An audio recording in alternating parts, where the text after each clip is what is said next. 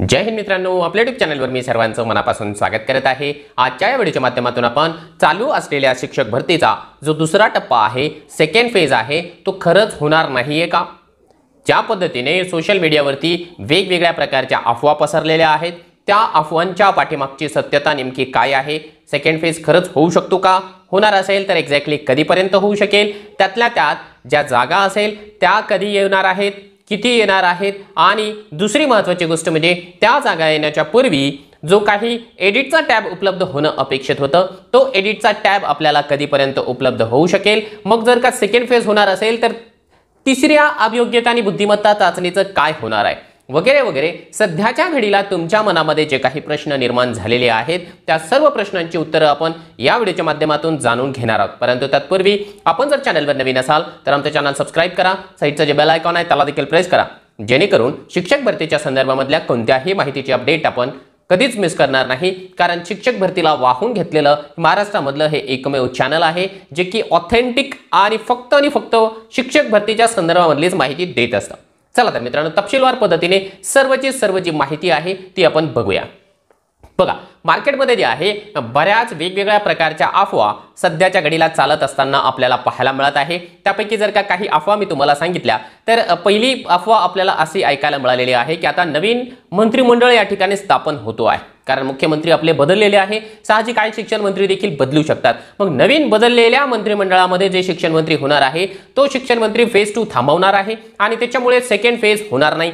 ही पहिली महत्त्वाची एक या ठिकाणी अफवा मार्केटमध्ये आहे।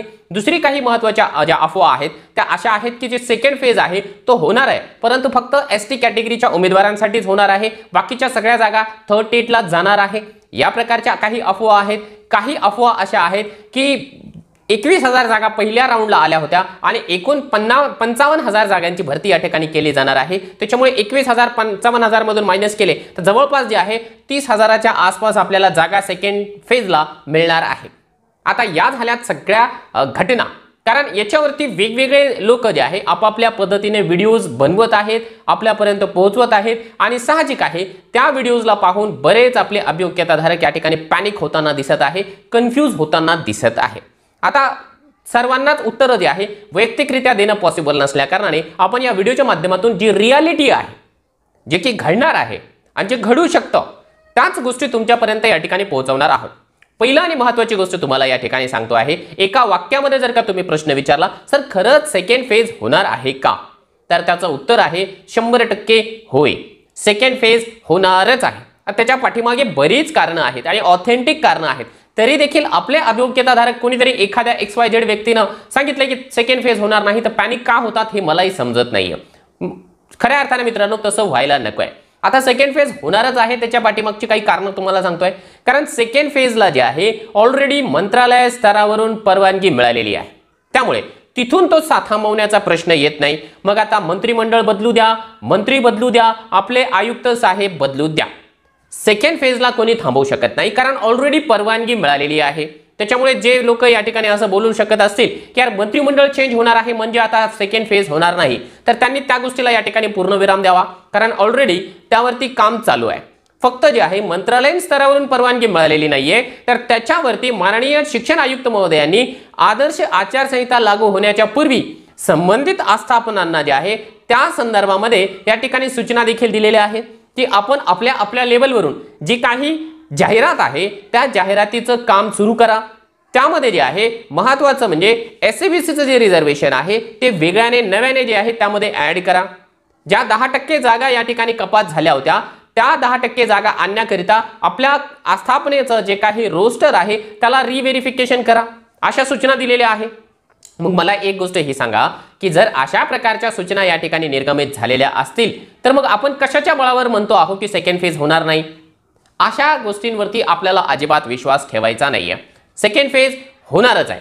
आता तुमचा प्रश्न पुढचा असेल की सर जर मग होणार असेल तर तो एक्झॅक्टली कधीपर्यंत होणार आहे? कारण आता नवीन सरकार स्थापन होऊन देखील बराच कालावधी लोटलेला आहे।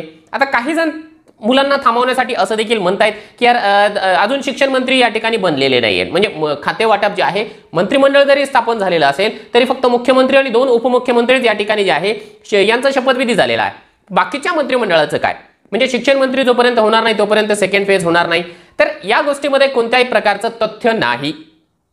कारण जे आहे मंत्रिमंडळाचं जे काम होतं म्हणजे माननीय जे शिक्षण मंत्री होते त्यांचं जे काम होतं ते ऑलरेडी संपलेलं आहे.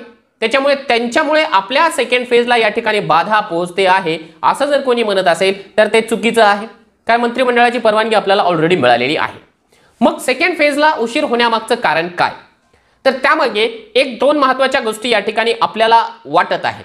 सध्याच्या घडीला मित्रांनो तुम्हाला एक रियालिटी सांगायची म्हटली ना तर आयुक्त लेवलवरून देखील बरीचशी माहिती जी आहे ती मुलांना दिली जात नाहीये. आता ते त्यांचं कॉन्फिडेन्शियल इन्फॉर्मेशन असल्या कारणाने कदाचित देत नसतील किंवा काही जणांना थोडीफार माहिती जरी असेल तरी त्यांना ते मुलांपर्यंत पोहोचवण्यासाठी या ठिकाणी थोडंसं थांबवलं जातं आहे की या गोष्टी आत्ताच बोलणं थोडंसं सेन्सिटिव्ह असू शकतं, त्याच्यामुळे आम्हाला आमच्या कामांमध्ये अडथळा येऊ शकतो.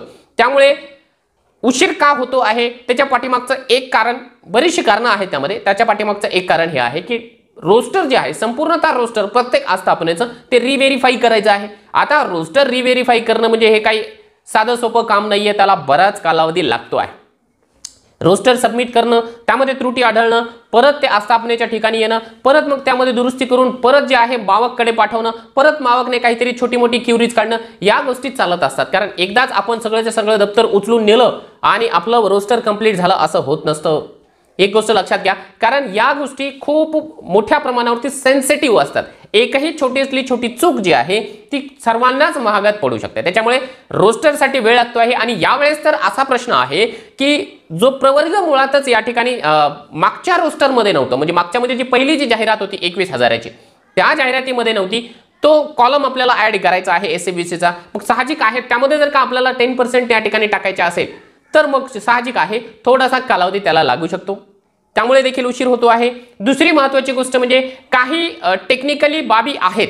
उदाहरणार्थ काही कोर्ट केसेस आहेत ज्या कोर्ट केसेसमुळे देखील लवकरात लवकर हे जे काही पुढचे राऊंड्स आहेत ते घेण्यापासून या ठिकाणी त्यांना विचार करावा लागतो आहे की आपण नेमकं कोणतं पाऊल उचललं पाहिजे जेणेकरून जे आहे आपण या ठिकाणी कोर्टाचा जो आदेश आहे किंवा ज्या काही याचिका आहे ती याचिकांचा अवमान देखील होणार नाही.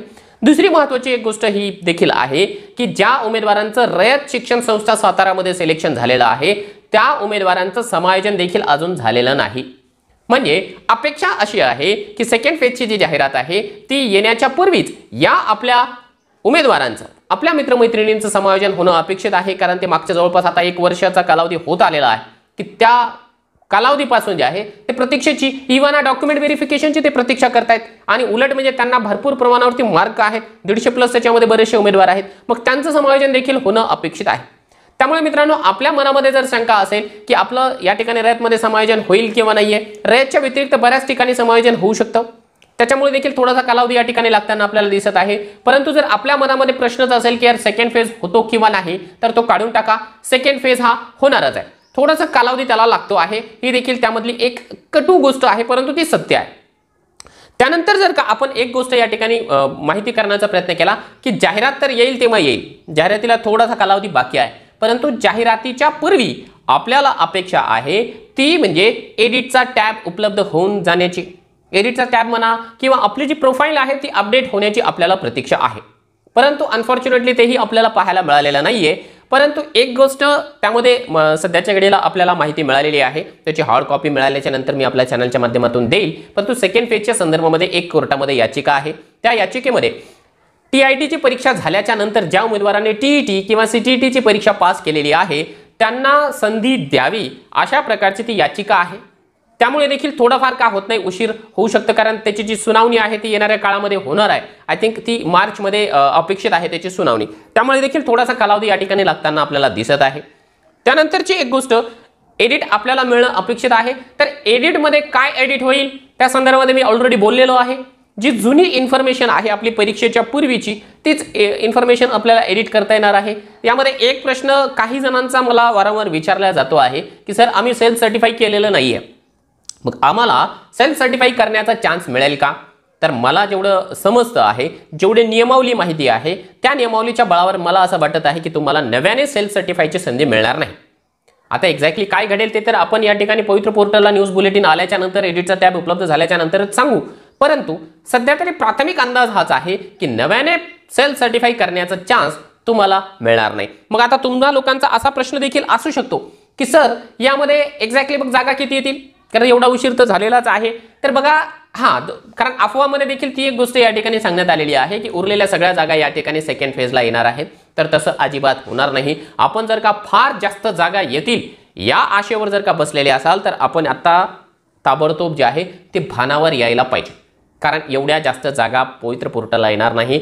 100% ज्या जागा आहेत, ज्या अपात्र राहिलेले, रिक्त असलेले आणि गैरहजर असलेले उमेदवार या जागा येतील सेकंड फेजला. आणि त्याच्या व्यतिरिक्त ज्या काही सध्याच्या घडीला जागा रिक्त आहेत, 10% जागा कपात केल्याच्या नंतरच्या तेवढ्याच जागा येतील. म्हणजे फार जास्त जागा येतील असं जर आपल्याला वाटत असेल तर मग आपण अजूनही स्वप्नामध्येच आहात असं मी म्हणेल. कारण रियालिटी देखील आपल्याला माहिती होणं आवश्यक आहे. त्यामुळे आणि दुसरी एक गोष्ट आणखी तुम्हाला या ठिकाणी सांगतो. हे बघा, निगेटिव्ह बोलणं हे माझा स्वभाव नाहीये. मी तुम्हाला घाबरवून टाकत देखील नाहीये. परंतु ग्राउंड रियालिटी आपल्याला जाणून मग त्याच्या आधारे जे आहे पुढे पाऊल टाकणं हे कधीही योग्य असतं. त्याच्यामुळे सांगत आहे, फार जास्त जागा नसतील आणि फारच कमी नसेल, किमान एक 10,000च्या आसपास जागा आपल्याला पाहायला मिळू शकतात. परंतु तुम्ही म्हणत असाल की 25,000, 30,000 आणि 20,000, तर तेवढा टप्पा गाठणं कदापि शक्य मला तरी वाटत नाहीये. कारण आपण या फील्डमध्ये काम करतो आहोत, त्यामुळे या फील्डची बरीचशी माहिती आहे. 10,000च्या आसपास जागा कदाचित येऊ शकतील. आपण सर्वांनी मिळून जर का प्रयत्न केला, प्रत्येक आस्थापनेला जाऊन जे आहे आपल्या परीने या ठिकाणी कन्व्हिन्स करण्याचा प्रयत्न केला, तर निश्चितपणाने 10,000च्या आसपास जागा आपल्याला पवित्र पोर्टलला सेकंड फेजला पाहायला मिळतील. मग आता तुमचा जर का प्रश्न असेल की यार सर सेकंड फेज होणार आहे तर मग थर्ड डेटचं काय, मग ती होणार का नाही? तर बघा, सेकंड फेज आपल्या जागेवर होणार आहे. सेकंड फेजचा आणि तिसऱ्या अभियोग्यता आणि बुद्धिमत्ता चाचणीचा काडीचाही संबंध नाहीये. जेव्हा सेकंड फेज कंप्लीट होऊन जाईल त्याच्यानंतरच्या ज्या काही जागा असेल त्या सर्व जागा आपल्याला थर्ड टेटला या ठिकाणी पाहायला मिळतील. मग तर थर्ड टेट होईल का? त्याचंही उत्तर आहे येस. जसं सेकंड फेज होणार आहे त्याच धर्तीवरती थर्ड टेट देखील होणार आहे. आता ते कधी होणं अपेक्षित आहे? बघा, महाराष्ट्र राज्य परीक्षा परिषद पुणे यांनी ऑफिशियल पद्धतीने कोर्टामध्ये एक ॲफिडेव्हिट सादर केलं होतं आणि त्या ॲफिडेव्हिटमध्ये त्यांनी डिसेंबर 2024ची टेंटेटिव्ह तारीख सांगितली होती. आता डिसेंबर तर होऊन गेलेला आहे जवळपास, मग अजून त्याची नोटिफिकेशन नाहीये. बघा, टीईटीचं देखील त्यांनी ज्या पद्धतीने सांगितलं होतं टेंटेटिव्ह शेड्यूल, त्याच्या 2 महिने लेट केलेला आहे. मग आपल्याला अपेक्षा आहे की टेट परीक्षेचा जो टेंटेटिव्ह शेड्यूल त्यांनी सांगितला होता त्या परीक्षेला देखील 2-2.5 महिन्यांचा कालावधी एक्स्ट्रा लागू शकतो. कारण मॅनेजमेंटला जे आहे तेवढाचा कालावधी लागणार आहे. परीक्षा ऑनलाईन घ्यावी लागेल, IBPS परीक्षा घेणार आहे, मग त्यामुळे जे आहे थोडंसं कालावधी त्याला लागेल. मग इथून पुढे जर आपण बघितलं की फेब्रुवारी महिन्यामध्ये अपेक्षा आहे आपल्याला की तिसरी अभियोग्यता आणि बुद्धिमत्ता चाचणी होऊ शकेल. तोपर्यंत आपल्याला अपेक्षा आहे की सेकंड फेजचा जो काही संपूर्ण क्रायटेरिया आहे तो कंप्लीट झालेला असेल. मुलं देखील आपल्या ठिकाणी या ठिकाणी जॉईन झालेली असणार आहे. तर मित्रांनो, हे आहे सेकंड फेज, थर्ड टेट आणि इतर जे काही मुद्दे आहेत शिक्षक भरतीच्या संदर्भामधले त्या बाबतीमधली सद्यस्थिती. आता मला जी अपेक्षा आहे की आपण या ठिकाणी जे आहे कोणत्याही अफवांना बळी न पडता, काही अफवा जर ऐकायला मिळाल्या तर त्यांना त्याच ठिकाणी सोडून द्या. इकडे तिकडे जे आहे त्याला फॉरवर्ड करू नका, स्वतः भ्रमित होऊ नका आणि इतरांनाही कन्फ्यूज करू नका. तुम्हाला काय वाटतं की ही जी माहिती आहे ती माहिती ऑथेंटिक आहे किंवा नाही, किंवा याच्या व्यतिरिक्त तुम्हाला नेमक्या कोणत्या प्रश्नांची उत्तरं आमच्याकडून अपेक्षित आहे ती या व्हिडिओच्या कमेंट बॉक्समध्ये कमेंट करा. निश्चितपणाने आम्ही सर्वांना उत्तर देण्यासाठी प्रयत्न करणार आहोत. आणि मित्रांनो, आपण जर का तिसऱ्या अभियोग्यता आणि बुद्धिमत्ता चाचणीची तयारी करत असाल तर तुमच्यासाठी उपलब्ध आहे एक जबरदस्त अशा प्रकारची बॅच, मिशन टेट 2.0. या बॅचमध्ये तुम्हाला IBPS जो काही परीक्षा घेणार आहे त्या IBPSच्या पॅटर्न प्रमाणे अतिशय जबरदस्त अशा प्रकारचं मार्गदर्शन डेली लाईव्ह लेक्चरच्या स्वरूपामध्ये उपलब्ध आहे. यामध्ये तुम्हाला जर का लाईव्ह लेक्चर मिस झालं तर ते रेकॉर्डेड फॉर्मॅटमध्ये देखील पाहता येणार आहे. त्यामध्ये तुम्हाला PDFच्या स्वरूपामधल्या ज्या काही नोट्स आहेत त्या नोट्स प्रोव्हाइड केल्या जाणार आहेत.